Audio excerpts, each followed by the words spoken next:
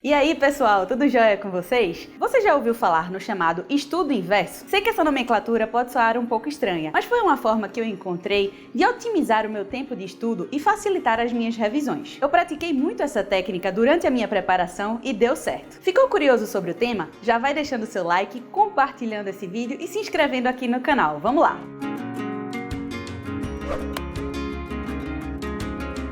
Esse assunto tem relação íntima com a resolução de questões e com as revisões. Já falei sobre esse tema aqui no canal, clica aqui no izinho para conferir. Mas afinal, o que é isso que eu chamo de estudo inverso? É bem simples, pessoal. Ele consiste em fazer primeiro diversas questões das matérias para depois revisar os seus erros e aprofundar naquilo que você tiver mais dificuldade. Ou seja, o estudo inverso nada mais é do que deslocar o horário de questões para o início dos seus estudos. É uma inversão da fórmula tradicional de primeiro estudar para depois fazer questões. Isso funciona muito bem para quem já está em fase de revisão, ou seja, já estudou a matéria anteriormente. Você irá fazer uma maratona de questões sobre determinado assunto, mesmo que você não tenha estudado naquela semana ou em semanas anteriores. Obviamente, pessoal, que você já deverá ter estudado esse assunto na sua vida, mas não muito recentemente. Mas como assim, Clarissa? Irei apenas fazer questões e depois aprofundar o que errei? Não irei reler novamente os meus resumos e os meus grifos? Vamos com calma, pessoal. Quando começamos a estudar, é natural que destaquemos horários específicos para o estudo da doutrina ou pela sinopse que foi escolhida, para que só depois você venha fazer questões sobre aquele tema estudado. Aqui as questões funcionam como forma de fixação da matéria, para que você entenda como as bancas costumam cobrar aquele assunto, o que é ou não o mais importante e dê a ênfase necessária nos seus estudos. Depois, costumamos sempre separar horários específicos para a revisão daqueles assuntos. Se você não está fazendo revisão, tente implementá-la o quanto antes. E aqui é que entra o chamado estudo inverso. É importante ressaltar que para quem está começando seus estudos e ainda não terminou todo o conteúdo, o estudo inverso pode ser feito de forma menos intensa.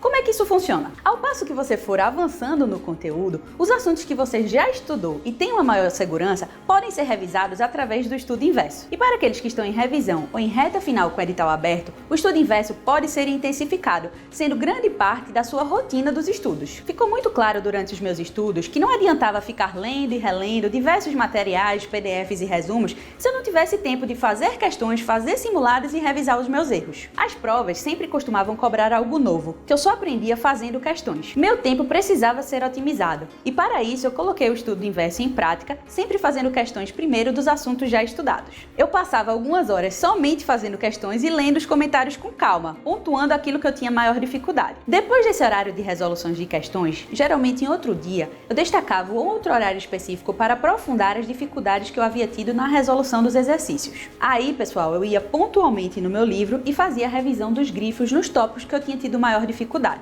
Note que eu não lia o livro ou a sinopse toda, mas apenas as partes mais importantes que eu havia destacado durante a resolução das questões. E a mesma coisa acontecia quando eu fazia simulados. No final de semana é sempre importante fazer simulados ou provas anteriores. Depois vale a pena checar todos os erros com cautela, analisando todas as suas dificuldades. O estudo inverso é sensacional, pois ele permite você avançar com rapidez no conteúdo do edital e, quem sabe, estudar 2 ou 3 vezes aquele conteúdo antes da sua prova. É uma questão de otimização nos seus estudos. E não pense que porque você não leu todos os capítulos do livro mais uma vez na véspera do seu concurso, você não irá acertar todas as questões. Com o edital aberto, ninguém tem tempo de fazer uma leitura toda de todos os capítulos novamente. Vale muito mais a pena aqui fazer questões e revisar os aspectos mais importantes de cada assunto. Aqui é fundamental a estratégia de revisar os pontos principais de cada assunto, revisar constantemente a leitura da lei seca, os informativos mais importantes e, principalmente, treinar com diversas questões, pois as bancas costumam repeti-las. E sempre faça as questões com o Varimecum ao seu lado. Errou uma questão relacionada à lei seca?